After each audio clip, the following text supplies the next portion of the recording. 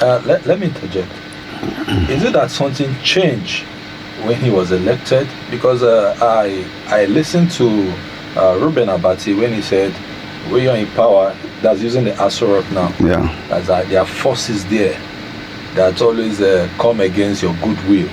So, do you think anything happened along the line when el-Rufai became the governor, or is there any, or that has been el-Rufai? You see, el-Rufai is somebody who doesn't know Kaduna State very well. He has never been a friend of the people of Southern Kaduna. His sojourn in Kaduna has been largely between Zaria and Kaduna town. So he has no understanding about the southern part of Kaduna. But having said that, he had a latent Fulani supremacist ideology, psychology. And he saw the people of Southern Kaduna as enemies of the Fulanis. Put in mind that he was the one that said whoever killed a Fulani man, had incurred a debt that he must pay, no matter how long it took. So he came trying to implement that kind of Fulani psychology. He claimed he's a Fulani. So he came to, further the interests of the Fulanis.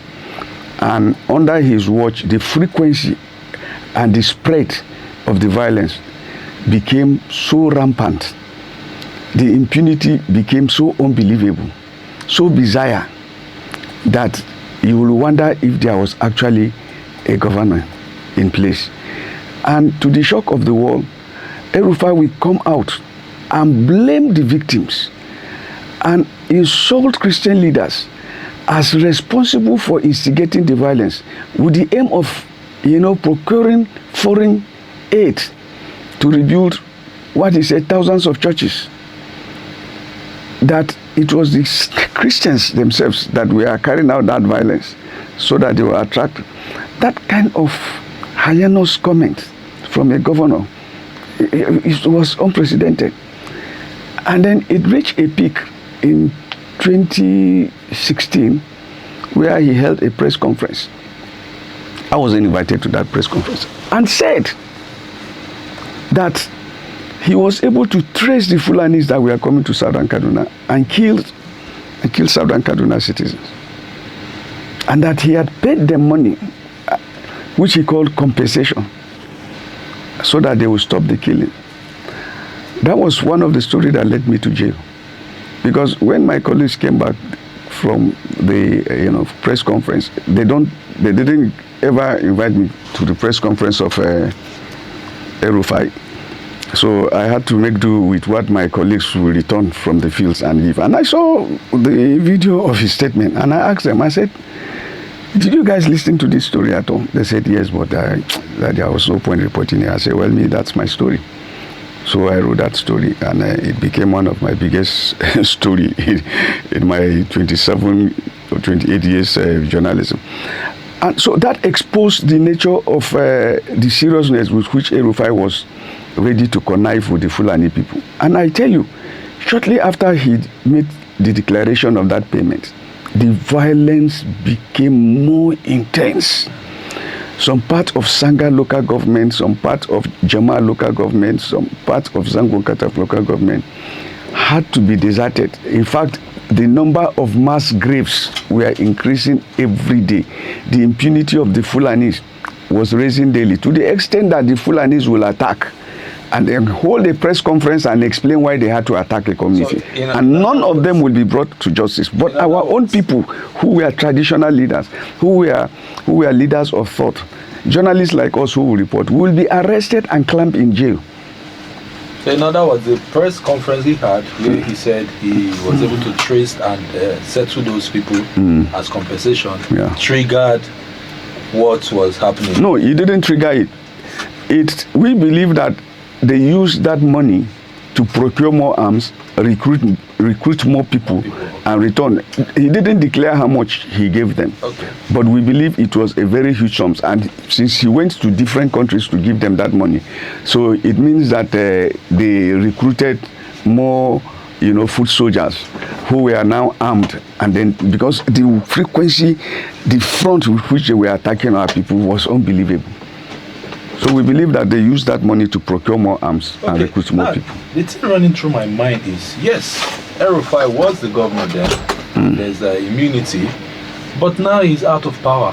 Has the Southern Kaduna people dragged him to court over this particular menace? Unfortunately, that is one of the shame, I must say, that our people are exhibiting. el-Rufai is working as a free man and mouthing everywhere.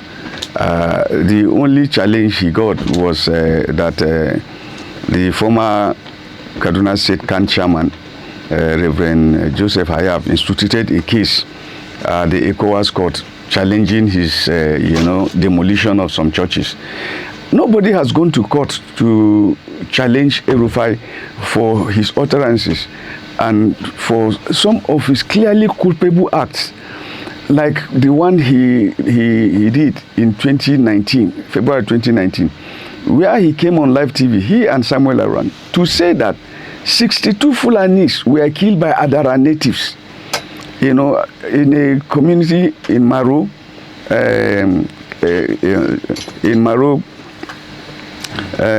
ward in Kajuru local government.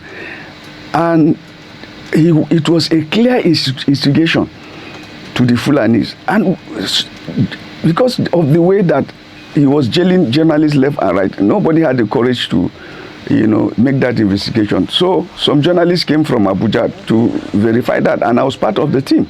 When we went to the place that he claimed 62 people were killed and buried in a mass grave, we discovered that if you had to bury two children, that mass grave made me even carry them. So we went to the commissioner of police, one Ahmad Abdurrahman Ahmad, who coincidentally was my classmate at Kasu, where we were studying, we were reading masters in peace and conflict studies.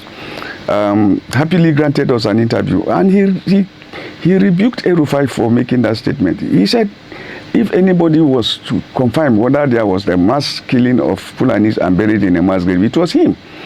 That there was no such thing, and that he had warned el-Rufai to stop making such unconfirmed statement. So it turned out that el-Rufai's statement was clearly out to instigate. And because of our own investigation, we discovered that it was the Fulanis that actually murdered 6 people in a village called Ngwamagaji in Iri, prior to a week to the claims of el-Rufai. And we saw the graves where they were buried, including a pregnant woman. And we saw it, and the villagers confirmed. We took photographs and all that. So el-Rufai was out as a champion, of the Fulanis, and he should have been brought to court. I don't know why the Southern Kaduna people, our lawyers, are unable to institute a case against him. And I think that is what has to be done in the lifetime of el-Rufai. All right. The Chief of Army Staff is from Southern Kaduna. Yes. Chief of Defense Staff. Yes. So what is the situation now? The situation has greatly improved. It's not because he's from Southern Kaduna. Okay. It's because practically on ground, the impunity in which our communities were invaded by these Fulani herdsmen has greatly reduced by, I would say, 90%, if not more.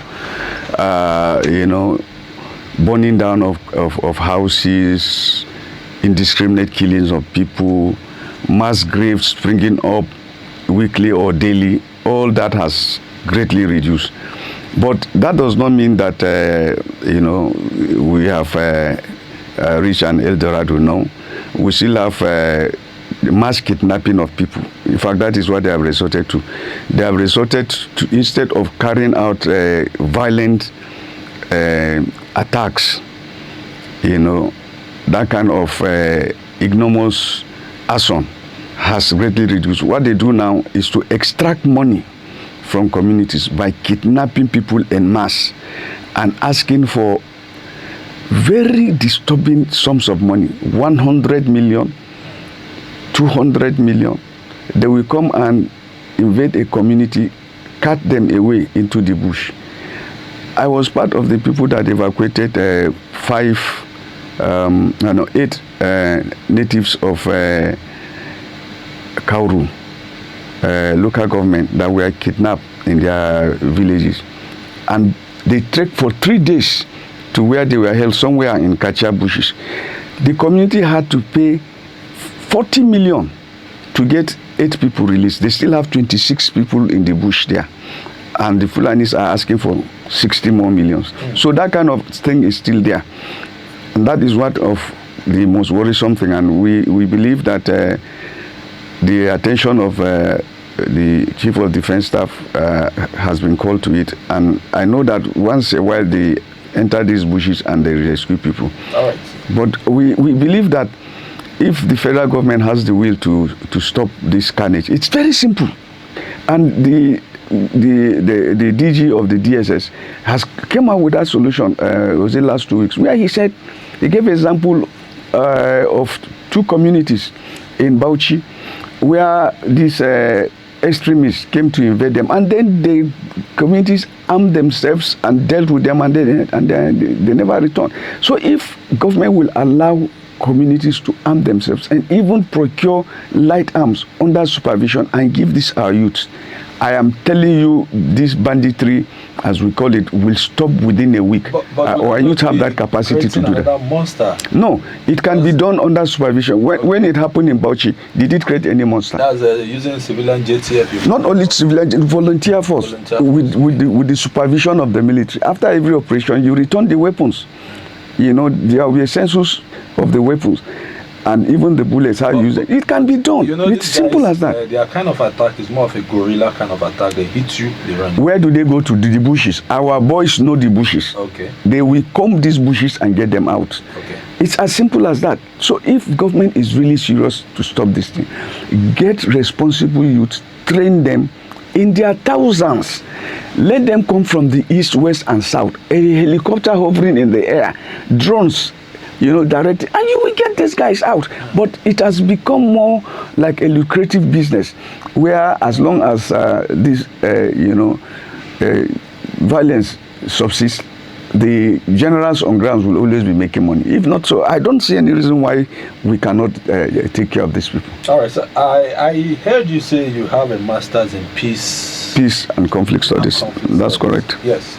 So, what do you think? Do you think matching them force for force or violence for violence is a solution, or there's another alternative peacefully that can be reached? The way forward now. Okay, I don't know the ones we are talking about, because we have two types of, should I say, violent groups. The ones that are doing it out of an ideology, and the ones that are doing it. In fact, the ones that are doing it out of an ideology, the ones that are doing it out of grievance, the ones that are doing it out of pure criminality. So you have different approaches to them. The ones that are insurgents, like the IPOP, and then the ones that are fundamentalists, like the terrorists, ISWAP and Boko Haram, and then the ones that we see as criminals, the bandits. You cannot approach them the same way. Nobody should sit down with bandits and have any negotiations. It's like sitting down with armed robbers. You know, you sit down with the armed robbers and you sit down with the people that they have been robbed. And then the most insulting thing is that you tell the people that have been robbed, please try to live in peace with the armed robbers. That is why we feel it very insulting when they say they are organizing a peace summit, and then they will bring Fulani and Hausa leaders, and then they bring our leaders and say, how can you stay in peace? How can we that are the ones that are being invaded and our communities, erased, you are asking us if we want peace? We are not talking to the people, to the leaders of the aggressors, to the leaders of the violators of this human rights.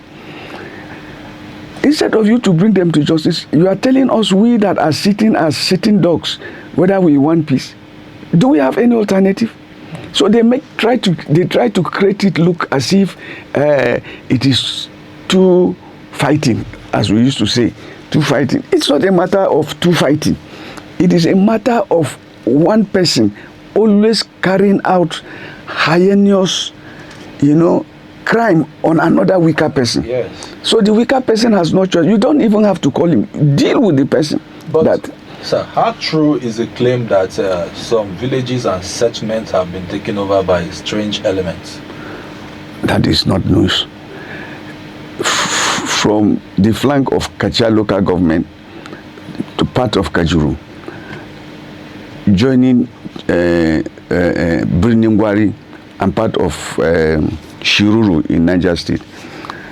When I was the spokesman of the Sokapu in 2021, we estimated that 6,000 square kilometers of land has been captured by these bandits. A lot of them strangers from other countries. They have created it as a kind of fiefdom for themselves, a place where governance cannot be reached. And that is a very huge area. Put in mind that Abia State is not up to 6,000 square kilometers. For Lagos State is about 3,000 square kilometers. So they are holding these communities as their own. So it is not something that is hidden. They are there. And we understand that in Niger State, they are carrying out illegal mining activities there. In some parts of Southern Kaduna that they have captured, the communities that have agreed to stay have become worse than slaves. They come there,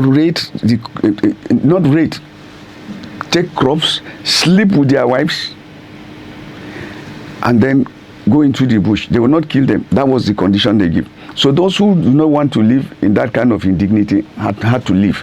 And then they paid them monthly or yearly or seasonally before they harvest their crops and before they go to their farms. They are still carrying out that practices. So it is true they have actually captured these areas and they are still there. But there are some claims that some